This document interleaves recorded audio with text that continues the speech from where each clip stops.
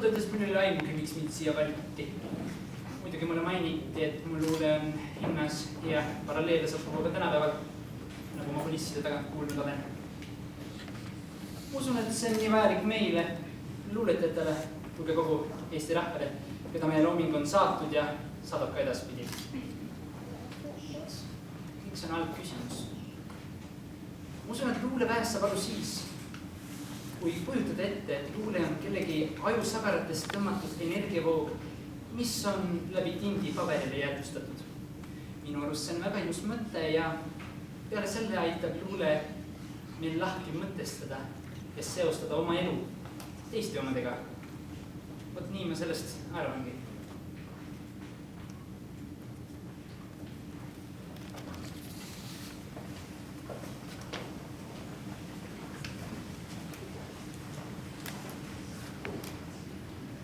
Aitäh, et te olete kõik siia kokku tulnud. Suur rõõm on teid kõiki siin täna näha. Meil on palju rääkida, ent pangem oma sõnad riimi ning tõstkem toosti sellele sündmusele, mis meid täna siia kokku tõi. Südamed tuksud armutult vastu vihkerend surnuks. Aeg on ainus metafooriline asi, mida me saab mitte kunagi tagasi. Seega alustan Johane austamist läbi tema riimide esimese.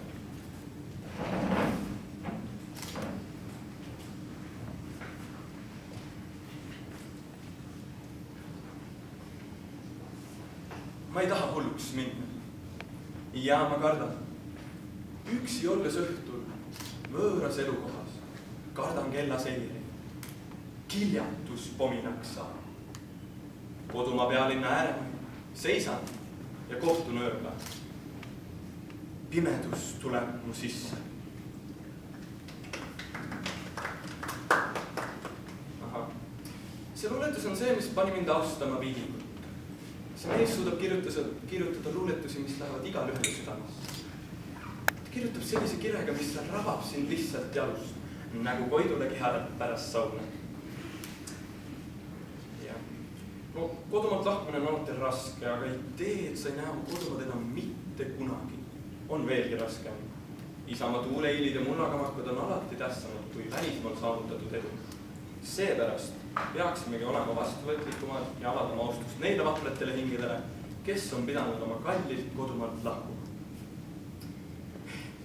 Ja ma ei ütleks, et keegi on arg või mitte patrioot, et ta sõdade kohutavate kogemuste eest lahkub riigist, et säilitada järgnev põlvkond, kellel on siis võimalus üles luua maarisade hiilgusaegne riik. See on patriootlikkus. Aitäh!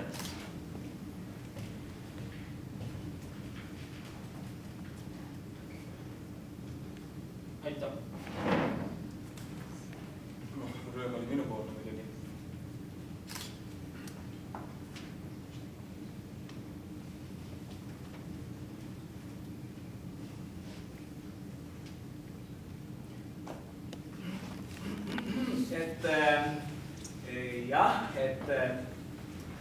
Eks meil kõigil ole ju hirm, et mina kardan näiteks oma naist. No, Kokošnik jääksin nagu klassiküüks ja riike. Mina kardan emakeele kadumist ja halba luulet. Ja ma arvan, et me ei peaks mitte midagi kartma inimestena. Kartus on selline asi, et me loome endal mingisugused mentaalsed piirid, mida tegelikult ei eksisteeri. Me hoiame ennast tagasi lihtsalt mingisuguse idee pärast. Näiteks ma olen kohanud väga palju, et inimestel on lavakartus. Minu jaoks on see lollus. Ja võt just selle pärast ma olen esinenud neile kohe.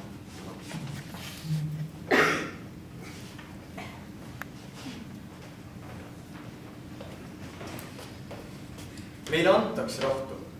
Meie võtame rohtu. Veel on õhku ja rohtu, kuid me aimame ohtu.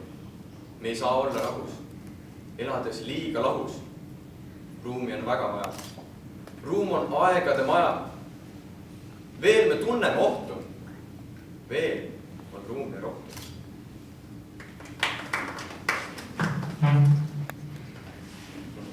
Ma valisin selle luuletuse sellepärast, et see kuidagi hakkas minus edasi elama. Ja olenemata selle vanusest on see siiani väga käekohane. See on midagi sellist, millega ma saan oma elu ja oma aega seostada. Ja kuidas ma tõlgendaksin? ma arvan, et ma tõlgendaksin seda nii, et iga inimene tänapäeva ühiskonnas tarbib midagi, mille ta tunneb, et ta ei suuda eksisteerida, millest söödetakse igapäevaselt mingisuguseid aineid või probleeme ette ja me neelame need alla teadmata nende tegelikku mõju või tähtsust.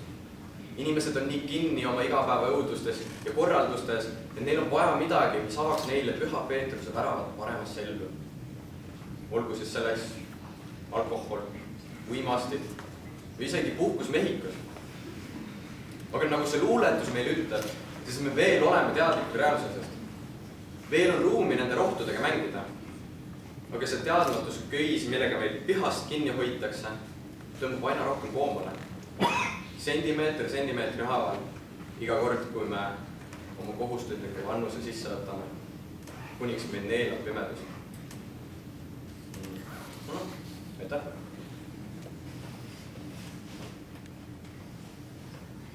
härra FS, see oli väga ilus. Mulle meeldis su stiil, see, et sa üle ei pannud. Olid madalam muru, rohi võib isegi öelda. Ja sulle tead sellest. Pole tänu väärt, teine kord. No mulle isiklikult meeldis mõte lahus elamisest, et kuidas oleme lahku löödud, see ei lase meil olla vaba. Kuigi meil on kõigil oma personaalset ruumi väga vaja. Tugev vastuolulisus, mis paneb mõtlema. Väga hästi kirja pandud ja sama hästi esitatud. No, mina tunnen, et Maarja on väiksegi meeldib. Mina arvan, et väga hästi esitatud luule, aga mina julgeks tõlgendada ja röövida teise autori keelelt sõnu. Eks see Juhan ju tegelikult ise teab, mida ta selle luuletusega öelda tahtis. No jällegi mina arvan, et kuidas ma ütlen seda FS?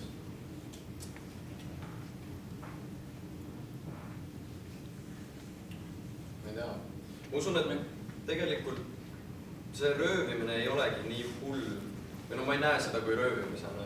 See on midagi sellist, mis tekitab sulle uhkust, et sinu luuletust annab mõista ka teisiti. Et see ei ole ainult ühel viisil, kuidas sina oled selle kirja pannud. Mina hindaksin väga kõrgelt seda, kui keegi teist just minu luuletust tõlgendaks teisiti. Sest just see näitab, et inimesed mõistavad seda õigel viisil. Mil moel õigel viisil? No, luuletuse tõlgenduse mitmekesisus on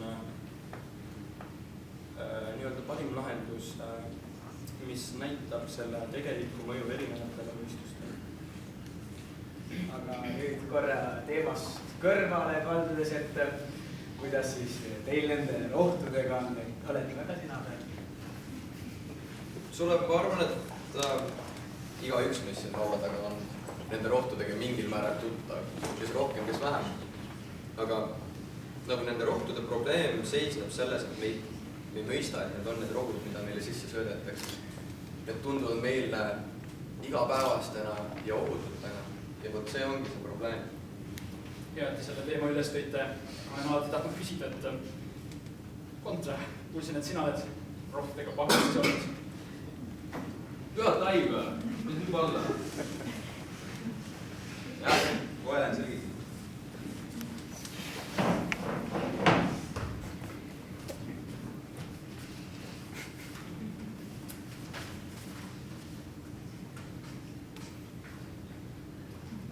Ma olen pannud segast, ka selgelt olen pannud. Mind peetud on kui segast ja antud armu and. Ma kardan sisekorda ja tolmu lappisid. Ei suuda teha korda, ka seina kappisid. Ka kahel kive seina ei oska laduda. Ma oskan kasta heina, vaid ära kaduda.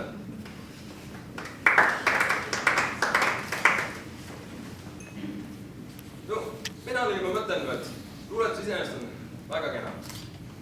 Ja siis ma tundsin, et tuua on kenad viisi, siis löötasin, et Tiit Uustuma luule. Et kuis tehtin, mõtted oli palju. Tulid, läks aega mööda. Tulid tõnevate käest. Ma mõtlesin, et Tiim midagi sellist, nüüd polnud mõtet. Ja, asja läks, aga aega ei saanud.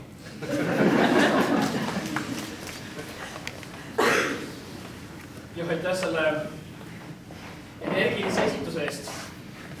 Oli tõepoolest tore. minu ajal oleks küll selline esitaja pandud madratsitest seinadega tuppa. No. Aga jaa, sa vähemalt proovisid. No, mina kasutasin väljendada neid samu tundeid, milleks sina võisid neid meenutada. Jah, Juhan, kui sina selle rea kirja panid, siis võib-olla tõesti saadeti sellise energilisuse eest kokri. Aga nüüd on hoopis teised ajad. Selline energilisus ja emotsionaalsus, see on väga hinnas. Ja mina isiklikult arvan, et kontra on üks energilisemaid esitajaid. No, tänapäeval on tõesti nii, et luule on juba nii lihtsaks muudetud kõigil inimestel, et kõik saaksid ühtmoodi aru, kui tõeline luule kõnetab meist igaüht erinevalt.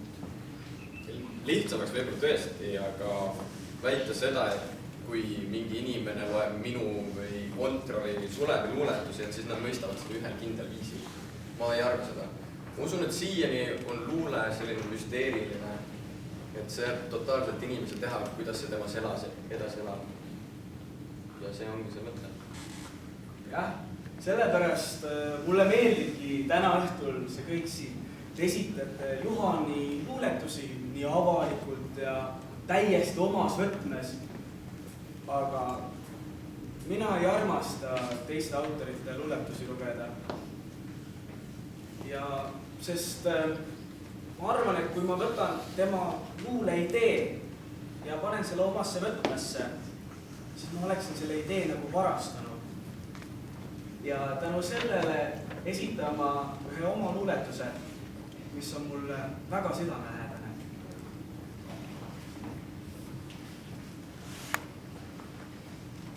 Elu mõte on taevas, töö mõte on vaevas, sammu mõte on tees, kala mõte on vees, öö mõte on kuus, vaid sinu mõte on muus.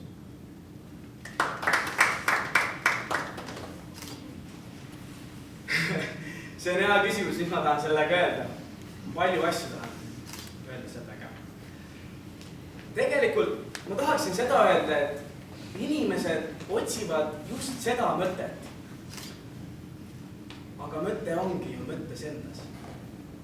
Ja sellega ma tahangi seda öelda. Ja mööda. No, kui ma seda näiteks kirjutasin, siis mõtlesin ma sellega seda, et inimesed tahavad enda jaoks asju kuidagi hirmus keeruliseks teha. Kuigi tegelikult on ju saatus meil juba tee rajanud. Et meil pole vaja teha asju keeruliseks. Ja et selle üle spekuleerida, kas küsida, et miks või siis kes on selle keeruliseks teinud, ei ole vaja.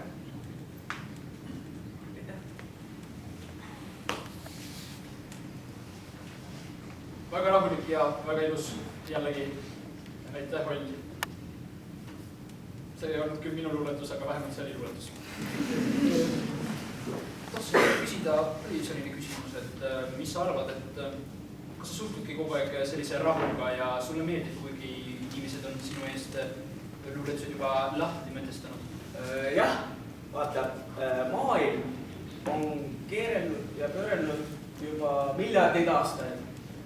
Ja kõik on juba lahti mõtestatud ja uuritud ning ma arvangi, et elu on meile nii-öelda ette nähtud. No, ma olen täiesti nõus sinuga, Sulev, et palju targem on hinnata fakti, et meil on öötaevas tähti, mille poole vaadata. Kui mõtiskleda, et miks meil üldse on need tähed. Nii on ka meiega. Mitte ükski elu ei tundu piisavalt huvitav, kui sellele liialt kauaks mõtlema jääda. Ma ei tea, mind see lihtsameelsus nagu natukene häirib. Kui me mõtleme nii, et kõik on nii lihtne meie jaoks, et me ei saagi aru vast tõelisest väärtusest. Kas sa alati mõtled nii sügavalt? Selles suhtes, et kas kõige lihtsamad asjad on ka sinu jaoks sügavad? Võtame näiteks uued ehmed, riided, paremad ja kiiremad autod, aina sirguvamad majad. No jah, okei. Võib-olla kõigel siin maailmas ei ole seda suurt tähtsust, aga me ei saa võtta seda kõike, mis meid ümbritseb nagu enesestmõistetavalt. Meile on juba varakult õpetatud, seda ja õpetatakse siiamaani lastele asjade hinda, mitte nende tegelikku väärtust. Ja see kasvatab vale maailma perspektiivi. Nõnda me ei jõua mitte kuhugi. Minu jaoks on näiteks maailmas 3 asja, mille tähtsust me tohiks mitte kunagi alahinnata. Need on armastus, emakeel ja muidugi isamaa. Neid asju ja nende tähtsust ei tohiks me mitte kunagi unustada. Ning see luuletus, mille ma siis täna otsustasin esitada, räägib minu jaoks just täpselt nendest 3 asjast. Palun, Liidia Lind.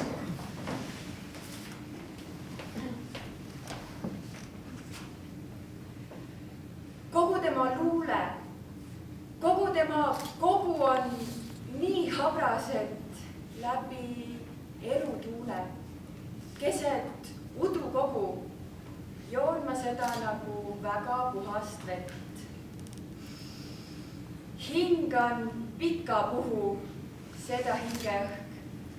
Tema tunneb, kuhu langeb tunderõhk.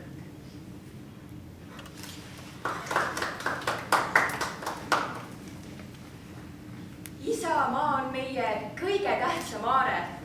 Mitte miski ei ületa seda. Olenemata raskustest me peame uskuma iseenda võimu, mis viib meid edasi parema homse poole. Me peame oma kodu hoidma, et me ei lämbuks iseenda saastesse. See, mida teised riigid teevad, ei ole ju ometigi meie teha. Meie peamine eesmärk peaks olema eestluse säilitamine. Mitte keegi ei tohiks inimestesse külvata terrorit, et iga hetk võib keegi siia lihtsalt sisse marssida.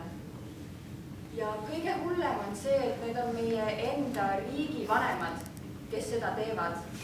Mitte nad ei tohiks elu sees enda inimesi hirmutada ja selle läbi siis endale võimu teenida. Tänan.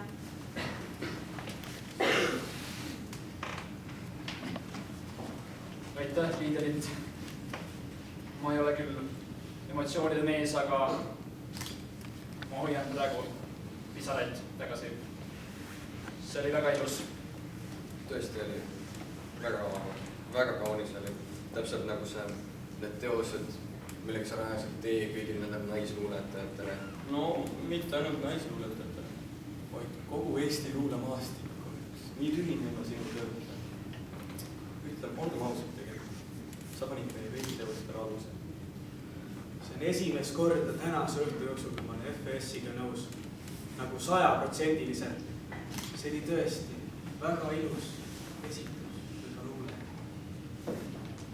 Vahel ongi hää, et nii kõik saasime kuulata midagi, mis paneb meid südame kiiremini põksma ja toob meid maa pääle. Kõik me, kes siin laua taga on, peame mõistma, et nii kõik oleme iistlasi. Sääne peaks üks luule olema.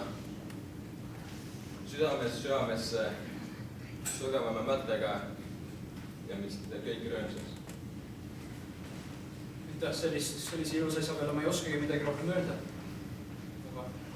Väga hea.